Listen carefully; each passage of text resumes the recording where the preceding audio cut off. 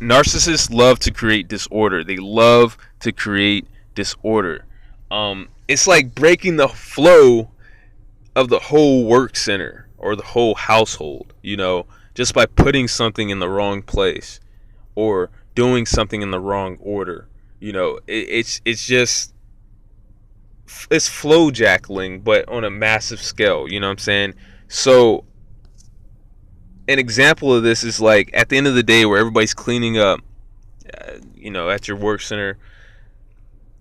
Let's say there's a broom under a table in the narc's working area, and there's another broom that's sitting up where they can just easily grab it. The narc will just grab the easy broom instead of putting the other broom where everybody can see it. The narc starts cleaning with the easy broom to grab and turn up the music, and now everybody's on the other side of the work center is looking for the broom, and you know what I mean? And next thing you know, they're arguing with each other because now there's only one broom and there's a bunch of different areas to clean. They're like, let me use it real quick and stuff like that. And the next thing you know, anything can happen, and it's not that obvious. Like, it's not that simple. Obviously, people aren't going to automatically fight every time they can't find a broom because people are smarter than that. But it's one of those things where the narc just kind of sets traps. It's like if you were going crabbing, you set your trap, and then you just come back to see if something came into it. You pull it up and see if there's something in there. If there's nothing, then you put it back down. They set a bunch of traps, and that's what the disorder creates. It's just a bunch of traps, and they just want to see if somebody eventually will get caught into it, and eventually somebody will. Somebody is going to start fighting over all this disorder. If they keep creating enough, people will start arguing over it, and that's what creates the toxic environment, And it's really interesting because a toxic person never really allows anybody else to inconvenience them. They'll complain and complain. As soon as something inconveniences them at all, the boss knows about it. They're huffing and puffing, but they do this to everybody else. It's crazy.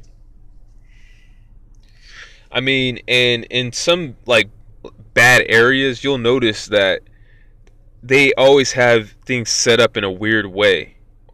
Like I was at this gas station the other day. Now, creates disorder. This is another thing. So, for one, it's like there's a patch of land, and then there's grass, and then there's a curb, and then there's the gas station, right? And on this patch of land, there's a bunch of parking spaces, but it doesn't connect to the gas station. But that parking area is like, it's obviously, well, it looks like it belongs to the gas station, but people have to leave the parking lot onto a busy road and then park there and then go into the store. So I'm like, who does this even belong to? Because it's closest to the gas station. There isn't any other business that's connected to it, and so this is like the gas station is like really small. Like, there's not a lot of room to move around, and it's on a busy road, so there's a lot of people that go in and out of it, especially on a Friday. There's tons of people going into this area, and I'm thinking, like, why don't they just remove why don't they just connect the parking lot so people can have more space and they aren't all over top of each other?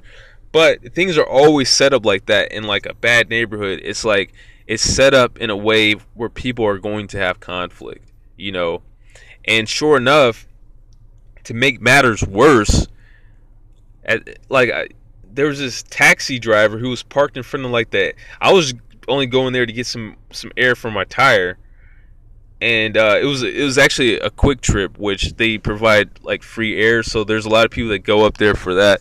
Anyway, so the taxi driver's parked right like behind the pump, and so that somebody's using it. So I'm thinking that he's waiting to fill up his air.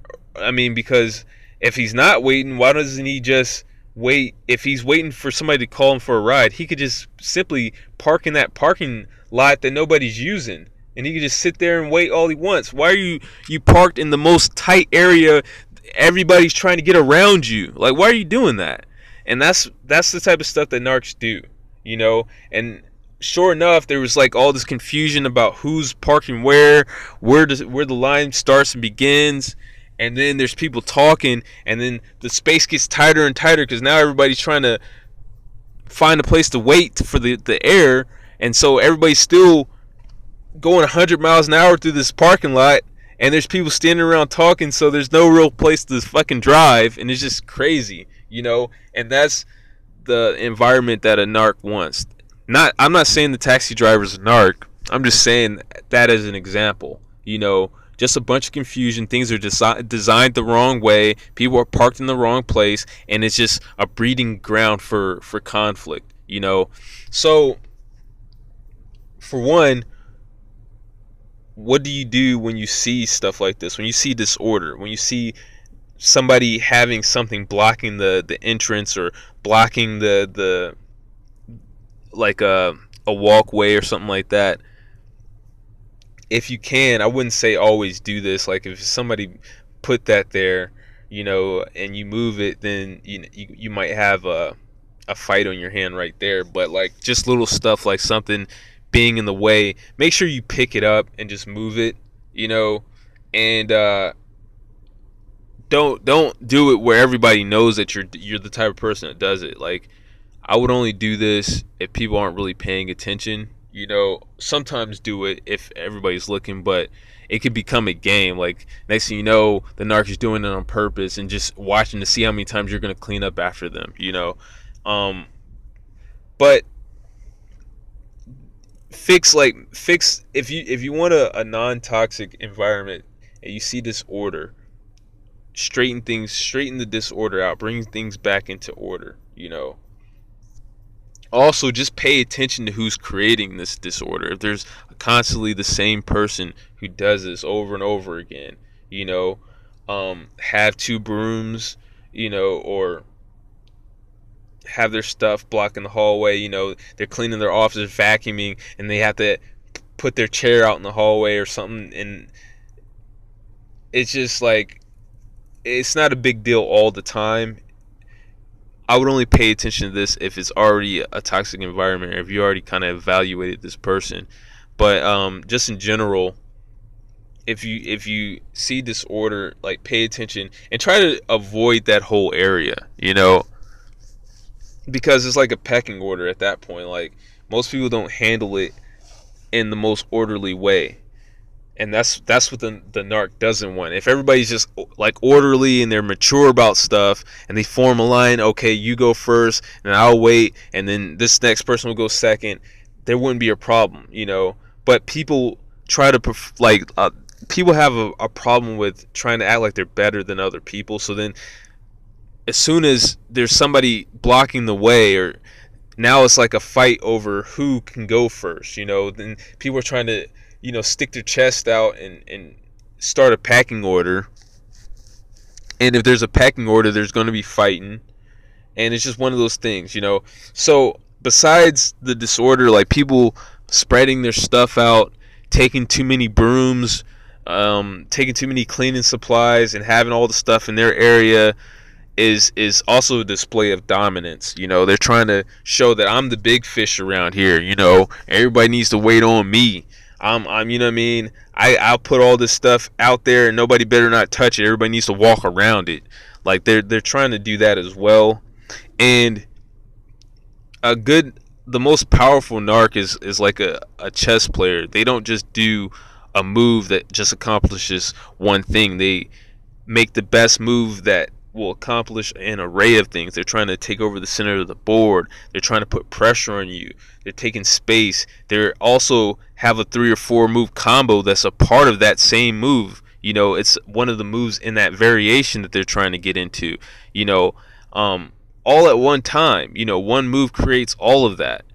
So that's what they're trying to do with their narcissistic tactics. They're trying to get as much done with the least amount of energy. That's what they call a strong move in chess. So you got to be a strong counter player, which is, you know, creating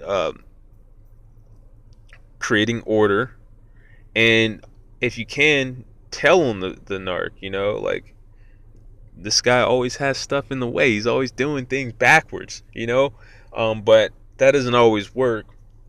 But that's all I got. That's basically how they do it. They create a toxic environment, and then next thing you know, somebody's getting their jaw broken in the middle of the work center, and that's just how it happens. And that's all I got. Peace.